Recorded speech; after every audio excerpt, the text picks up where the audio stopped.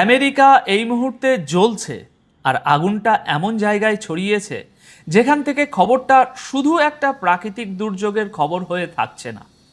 যে দেশটাকে গোটা দুনিয়া সুপার পাওয়ার বলে, যে দেশের হোয়াইট হাউস থেকে বিশ্বের সবচেয়ে ক্ষমতাশালী সরকার চলে, সেই দেশেরই একটা বিশাল অংশ এখন দাউ দাউ করে পুড়ছে।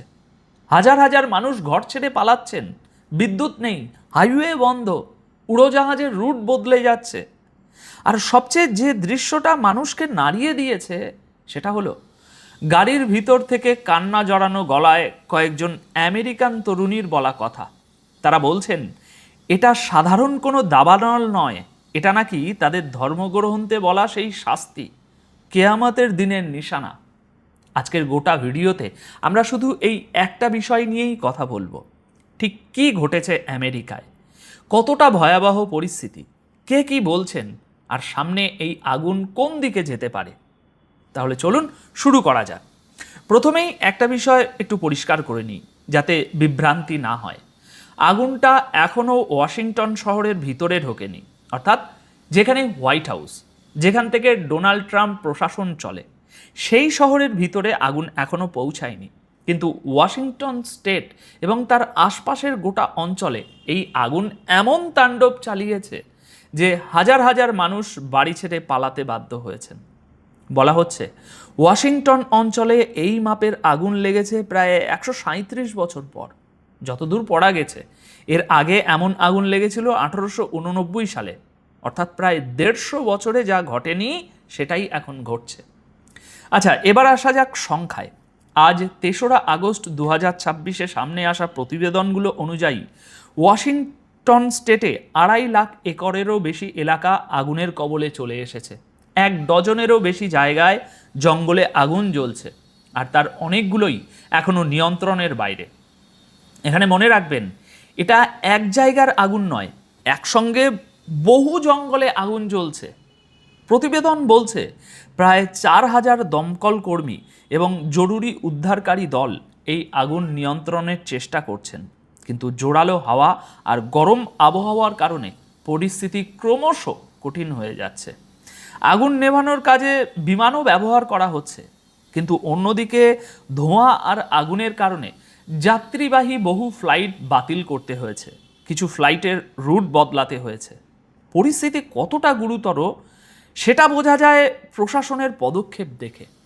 ওয়াশিংটন স্টেটের গভর্নর গোটা রাজ্যে জরুরি অবস্থা ঘোষণা করেছেন, সেই সঙ্গে জারি হয়েছে বার্ন ব্যান, অর্থাৎ খোলা জায়গায় আগুন জ্বালানোর উপর সম্পূর্ণ নিষেধাজ্ঞা।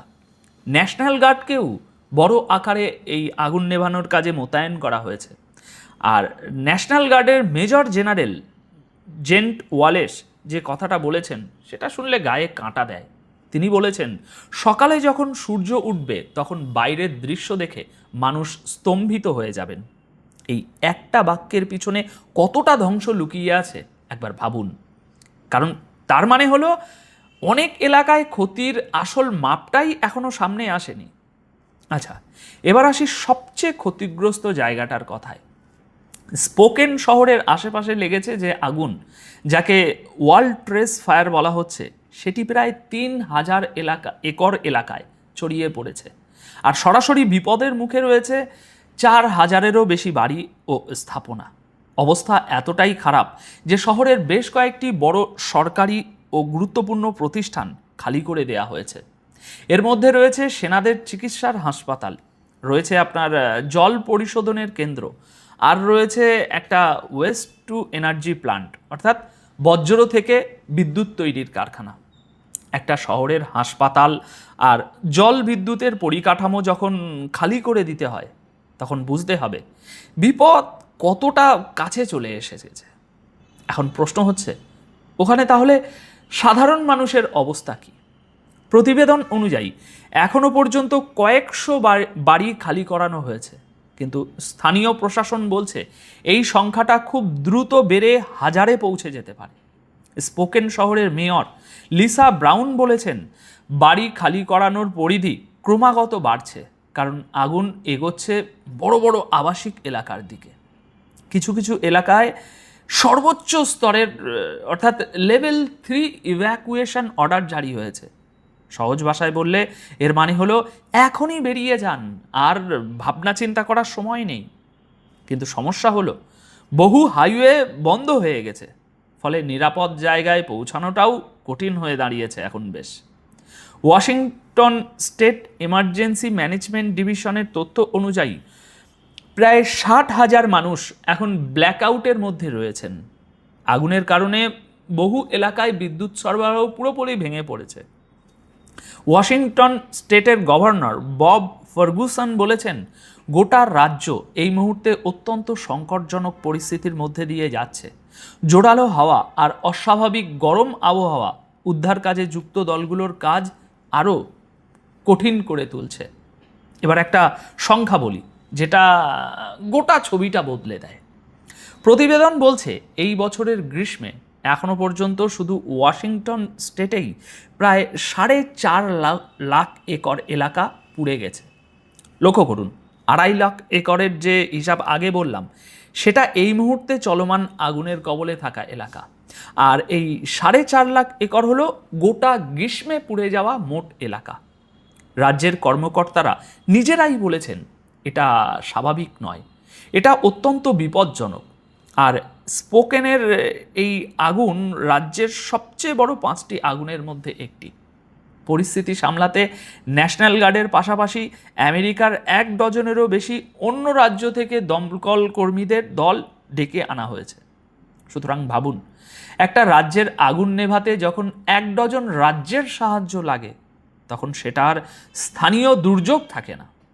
আচ্ছা, এবার আসি সেই জায়গায় যেখান থেকে এই খবরটা একেবারে আন্তর্জাতিক আলোচনায় ঢুকে পড়েছে। রাশিয়ার সংবাদ মাধ্যম RT নিউজ গতকাল 2রা আগস্ট এই আগুনের মধ্যে আটকে পড়া কয়েকজন তরুণীর একটি ভিডিও শেয়ার করে। সেই পোস্টে RT লিখেছে, ওয়াশিংটন স্টেটের এই আগুন এখন মানুষের কাছে আর শুধু জঙ্গলের আগুন নেই, তাদের কাছে এটা কিয়ামতের দিনের মতো একটা রক্তাক্ত আগুন বলে মনে হচ্ছে। ছবিতে যেমনটা দেখছেন, ইংরেজিতে যাকে বলা হয়েছে end of Times blood Inferno. Social মিডিয়ায় ছড়িয়ে পড়া ভিডিওতে এক আমেরিকান তরুণীকে কাঁদতে কাঁদতে গাড়িতে করে বাড়ি ছেড়ে পালাতে দেখা যাচ্ছে। তাকে দেখা যায় না, শুধু গলা শোনা যায়, আর তার কথাগুলো বুঝিয়ে দেয় তার কাছে এই দৃশ্য কোনো সাধারণ দাবানল নয়।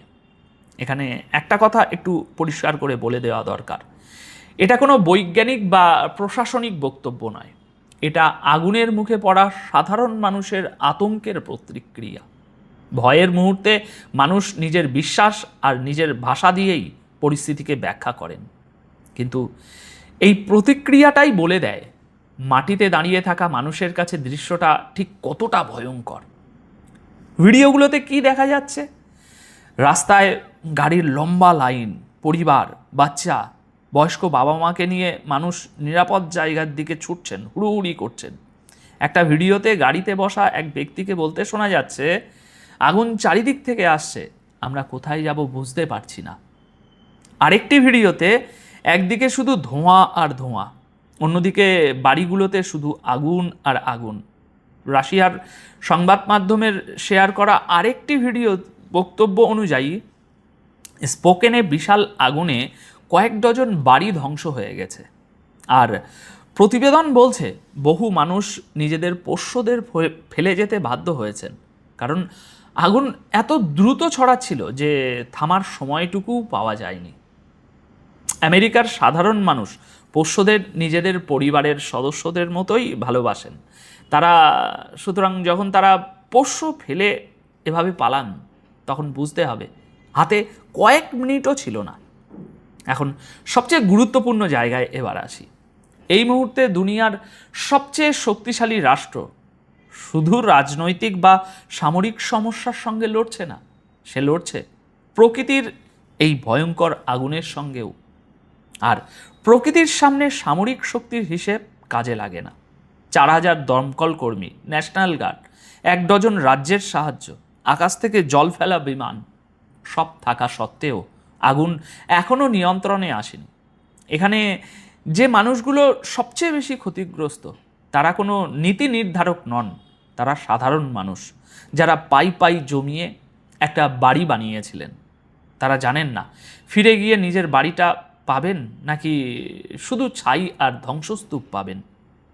আর এখানেই একটা কথা মনে রাখা দরকার, কোনো দেশের সরকারের সিদ্ধান্তের সঙ্গে সেই দেশের সাধারণ মানুষের অবস্থানকে গুলিয়ে ফেলা মোটেই ঠিক কাজ নয়। আমেরিকার সাধারণ মানুষের একটা বড় অংশই যুদ্ধের বিরুদ্ধে রাস্তায় নেমেছেন।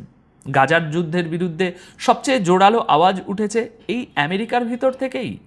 এমনকি সেখানকার এক সেনা গাজার পরিস্থিতিতে বিপর্যস্ত হয়ে নিজের গায়ে আগুন লাগিয়ে দিয়েছিলেন। সেই ঘটনা আপনারা অনেকেই জানেন। কারো রাগ শাসকের উপরে থাকতে পারে, কিন্তু আগুনে পুড়তে থাকা সাধারণ মানুষের কষ্ট নিয়ে উল্লাস করা যায় না। তাই এখন প্রশ্ন হলো, সামনে কি হতে পারে? দেখুন, পরিস্থিতি যা তাতে দুটো সম্ভাবনা তৈরি হচ্ছে। প্রথমত, যদি হাওয়ার গতি কমে আর তাপমাত্রা নামে, তাহলে 4,000 দমকল কর্মী আর বাইরের রাজ্য থেকে আসা দলগুলো আগুন ঘিরে ফেলতে পারবে।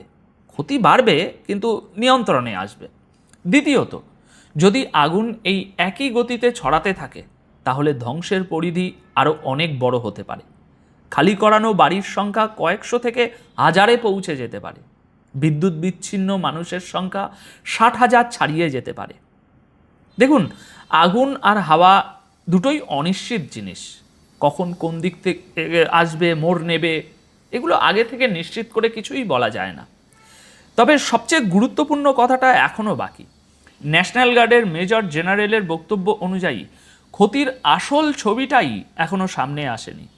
অর্থাৎ যে সংখ্যাগুলো আমরা এখন শুনছি বা আমি আপনাদের বললাম, সেগুলো চূড়ান্ত সংখ্যা নয়।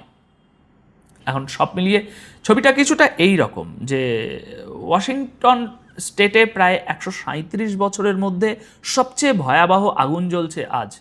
2.5 লাখ একরের বেশি এলাকা আগুনের কবলে। গোটা গ্রীষ্মে পুড়েছে প্রায় 4.5 লাখ একর। জরুরি অবস্থা জারি, ন্যাশনাল গার্ড মোতায়েন, 60,000 মানুষ অন্ধকারে, হাজার হাজার মানুষ ঘর ছাড়া। দুনিয়ার সবচেয়ে ক্ষমতাশালী দেশটি এই মুহূর্তে প্রকৃতির সামনে অসহায় হয়ে দাঁড়িয়ে আছে। তাই এখন আপনাদের কাছে আমার প্রশ্নটা এই যে, সামরিক শক্তি, প্রযুক্তি আর অর্থে বিশ্বের সবচেয়ে এগিয়ে থাকা দেশটিও যখন একটা দাবানল সামলাতে হিমশিম খায়, তখন উন্নয়ন আর ক্ষমতার সংজ্ঞাটা আমাদের নতুন করে ভাবা উচিত কিনা? আপনাদের মতামত কমেন্টে জানাবেন। চ্যানেলটা আপনাদেরই, সাবস্ক্রাইব না করে থাকলে করে নেবেন। ভালো থাকবেন, সুস্থ থাকবেন। অনেক ধন্যবাদ আপনাদের সকলকে।